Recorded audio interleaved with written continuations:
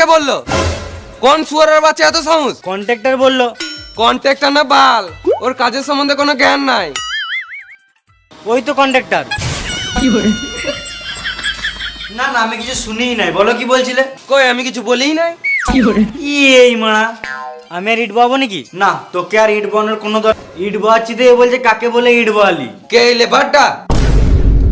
Labour বলবে না, খেপা চুদা, একে তো লেটে কাজে আসবে, আবার নিজেকে মিস্ত্রি ভাবছে। চুপ করে কাজে লাগ। শুধু বলতে কাজ কর, কি করবো সেটা তো বলো। যা বালি বহাগা।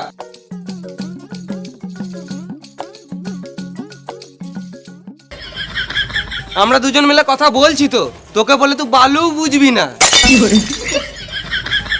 মিস্ত্রি, তোমাকে আজকে আর প্লাস্টার করতে হবে না। একটা রুমে ভুল করে দুটো দরজা হয়ে গেছে, তুমি একটা দরজা ইট দিয়ে বন্ধ করে দাও। ঠিক আছে, এ ইট বারে।